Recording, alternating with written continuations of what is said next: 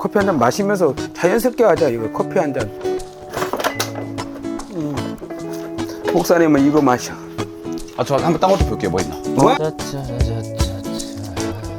홍삼 맛. 홍삼 괜찮으면 홍삼 마실게. 되게 날짜 봐, 날짜. 오래 있었나 본데요? 목사님 이거 왜? 2021년 10월 14일인데요? 다 버려. 아니 홍삼 제가 하루보다 나이가 많은데요? 그런가? 숙성돼서 홍삼 삼삼은 오래될수록 좋지 않나?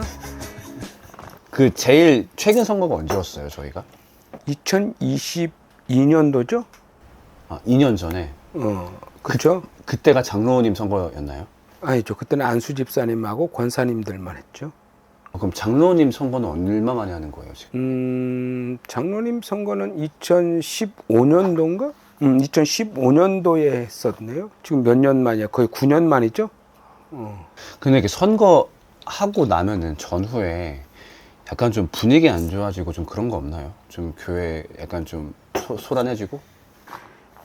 결과에 불복하느냐 안 하느냐 이제 차이고, 지금까지 그 일로 인해서 엄청나게 어려움 당하지는 않았던 것 같아요. 아, 그러니까 뭐 개인이 좀 그럴 수 있어도 교회적인 위기는 없었던 거예요? 뭐 제가 봤던 케이스들은 선거 계기로 아예 뭐 교회 쪼개지거나 막 담임 목사님 뭐 교체하겠다고 막 시위 일어나거나 그런 걸 되게 많이 봤어가지고. 뭐 평상시 건강하지 못한 교회이겠죠. 그런 부분은 은혜롭게 하는 교회들이 더 많아요. 자꾸 나쁜 모습들, 안 좋았던 것들만 자꾸 소식을 접하고 그런 모습만 집중적으로 부각되다 보니까 그게 굉장히 잘못되고 어렵다라고 생각하지만, 훨씬 더 은혜로 성경적 원리도 그랬잖아.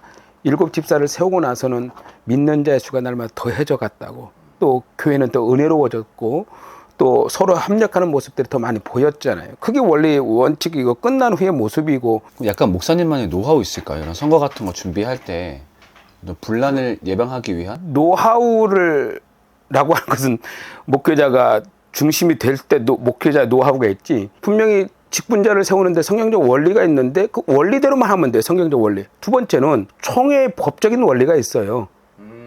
또 교회 공동체가 정한 정관과 규칙이 있어요. 그것만 따르면 되는 거지. 무슨 담임 목사의 원리가 뭐가 필요했어요. 최대한 개입하지 않고 담임 목사가 이 사람 마음에 드니까 이 사람 세워, 이런 사람을 꼭 세워야 되라고 주장할 필요도 없고, 성경적 원리 따르자. 교단적 헌법적 원리, 그 다음에 교단이 정한 그 일꾼을 세우는 방법 원칙을 따르자. 교회가 공동체가 정했던 원리를 따르자. 그리고 목회자가 개인적 사적으로 거기에 개입해서 누구를 세워야 된다고 주장할 필요도 없고, 교회가 원하는 사람을 세우고 하나님의 뜻에 마땅한 사람을 세워야지. 뭐 원칙이 내 원칙이 뭐가 중요하겠어. 그러나 지금 그게 원칙이죠. 그게 노하우죠. 그게 원칙. 그걸 벗어나지 않는 게 나의 원칙이겠고, 또 한 가지는 교육받지 않고 준비되지 않으면 그 사람이 좋은 일꾼이 될 수 없다고 봐요. 그래서 그 교육 과정을 충분한 시간을 두고 교육을 하고 그 다음에 임직식을 해야 되겠다. 세상에 좋은 뭐 공무원 하나를 세우는데도 인력개발원이라든지 이런 데서 훈련을 엄청 시켜서 그 사람을 국가 일을 할 수 있도록 만드는데, 하나님의 나라를, 하나님의 선교를 위해서 일하는 사람들에게 어떻게 그냥 아무렇지 않게 알아서 하세요, 원리도 모르고 교육도 없이 그렇게 하겠어요. 그래서 철저하게 교육을 좀 교회가 시키고, 조직적인 교회론도, 구원론도, 또 교회 조직론도, 모든 것들을 다 교육을 잘 해서 충분히 훈련된 사람들을 임직하는 것이 좋겠다. 아, 그러면은 피택이 됐는데 교육 과정을 제대로 참여하지 않으면은 안 될 수도 불가능할 수도 있죠. 그 상황을 가정해서 만약에 어떤 분이 피택이 되셨는데 성실하게 참여하지 않으시면 그분께 교회가 권고하죠. 몇 번에 대해서는 권고하게 되겠죠. 왜냐하면 불성실하게 그 교육에 참여하지 않고 리더가 되어주는 훈련을 받지 않은 상태에서 어떻게 아무렇지 않은 것처럼 넘어갈 수 있겠어요. 그런 사람 세울 수 없잖아요. 그래서 권고하겠죠. 몇 번 뭐 참석을 안 한다거나 특별한 사정이 있으면 몰라도, 그렇지 않은 이상 그럼에도 불구하고 이것이 이루어지지 않는다면, 개선되지 않는다면 안 될 수밖에 없는 것 같잖아요. 그렇잖아요. 그게 정상한 방법 아닐까? 그렇죠. 그래야죠. 그 약간 민감한 얘기인데, 저희 교회는 임직되면은 헌금 하나요? 제가 봤던 케이스는 장로 1000, 권사 500, 안수집사 300 그랬거든요. 우리 교회 얼마 정도 받았으면 좋겠어요. 다 같이 모아서 이제 버스 한 대를 구입하신다든가. 교회 건축 하나 할까? 내가 목회하는 동안 처음부터 그랬고, 내가 이곳에서 목회하는 동안에는 명확하게 정한 원칙이 있어요. 그게 뭐냐면 좀 발음이 세서 사람들이 좀 싫어하더라고. 근데 싸가지 없는 임직식이다. 아니 왜 발음을 사로 안 하시고 싸로 하시니까 그런 거 아니에요? 일부러 싸가지 없는 임직식이라는 표현을 쓰는 이유가 그래야 전달력이 좋다. 첫째는 임직자들에게 원하는 특별 헌금을 요구하지 않겠다. 없다. 헌금이라고 말해줄 수 없죠. 그게 하나님께 봉헌하는 것이 헌금이지 임직자가 교회에다가 내는 것은 헌금은 아니라고 봐요. 두 번째는 이게 축하받을 일인지 아니면 엎드리고 눈물 뿌려야 될 일인지 모르겠어요. 임직을 받은 사람들은 종이잖아요. 끊임없이 하나님의 일을 해야만 되고, 뭐 우리 교회 우리 목사님도 알다시피 우리 장로님들 엄청 대우받는 교회는 아니잖아요. 늘 주차장에 가서 주차 봉사하고 앞에 가서 그 뜨거운 햇빛에서 안내하고, 뭐 힘 있다고 하는 위원회, 뭐 재정위원회라든지 감사위원회라든지 이런 데는 또 들어가지도 못하고, 그분들은 아마 내가 볼 때는 가슴을 치면서 엎드려야 되는데 막 화환이 들어온다, 꽃바구니가 들어온다. 난 이게 옳지 않다고 봐요. 우리는 임직식 할 때 화환은 받지 않는다. 없다. 또한 임직을 앞에 두고 막 선물을 주고받는 일들이 어디 가면 많더라고요. 그런데 그런 선물이 없다. 과도하게 사람들을 막 초대해서 이 사람들 그래 나 봐라 이렇게 이런 교회에서 직분 받았어 하고 자랑하듯이 막 외부 손님들 막 초대하는데 그런 외부 손님 초대 없다. 교회가 따로 선물을 준비합니다. 그런데 최대로 준비한 게 수건 이상은 안 하지 않는다. 최소한 교회 다니시는 분들은 집 수건의 한 절반 정도가 그 임직자 수건이죠. 그렇죠. 임직자 수건이죠.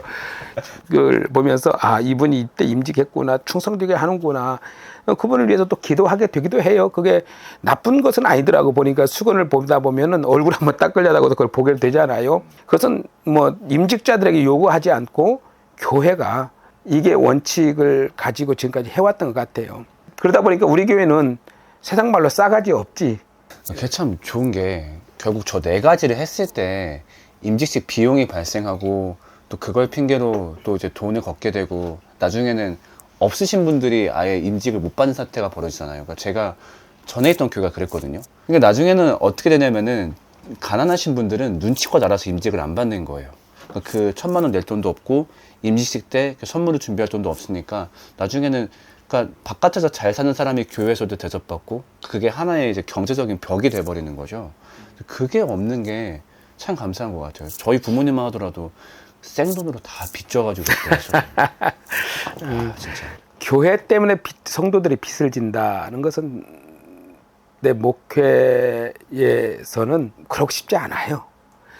교회 때문에 성도들이 빚지고 어려워지는 것은 나는 원치 않아요. 우리는 이렇게 하니까 우리를 따라와 당신 잘못됐어라고 말하고 싶지 않아. 상황과 환경과 그 교회만이 가져온 어떤 역사성, 독특성들을 가지고 있는데 당신 다 잘못됐어. 우리는 이렇게 하니까 우리를 따라와 당신 잘못됐어라고 말하고 싶지 않아. 근데 최소한 주변 분들이 약간 싫어하실 것 같긴 해요. 아, 이 목사님이 안 받으시니까 우리도 못 받잖아요. 이렇게. 나한테 따지러 오신 분은 한 분도 없었으니까 다 좋게 보시는구나 이렇게 그냥 유한하고, 우리 한국교회가 그래도 이렇게 막 와서 따지거나 그러지 없는 분 보면 참 건강한 교회들이다. 다 그걸 추구하고 있지 그걸 막 싫어하는 사람은 없을 거라고 봐요. 근데 한 가지는 있어요.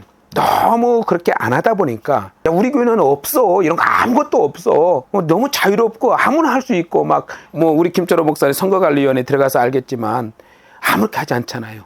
굉장히 까다롭게 하잖아요. 이번부터는 싸가지가 없고 싸가지가 있어야 되겠다. 조만간 공개되겠네요. 그러니까 어떤 싸가지가 있어야 되는지. 그것은 이제 우리 사역자들하고 또 우리 임직을 준비하는 분들하고 이제 좀 상의를 해봐야 되겠죠. 일방적으로 목사가 이것이 있어야 돼 하고 선포하는 것보다는 같은 마음을 품어야 되니까. 그러니까 이런 과정이 목사님에서 노하우셨던 것 같아요. 그러니까 어떤 결정을 할 때 말씀하신 것처럼 본인의 개입 여지를 최대한 줄이고. 근데 사실 목사님도 개입하시고 싶은 욕심이 있으시지 않으세요, 사실? 내 마음 한구석에는 저 사람 세웠으면 좋겠다, 저 사람 꼭 했으면 좋겠다라는 생각 안 가질 수가 없겠죠. 0.10%라도 없다고 하면 거짓말이겠지. 그러나 그것을 갖다 자제시키고 내려놓는 것도 목회자 훈련 같아요. 성도들이 뭐 목사님 입김이 들어갔을 거야 라고 하는 오해는 좀 안 해주셨으면 좋겠다.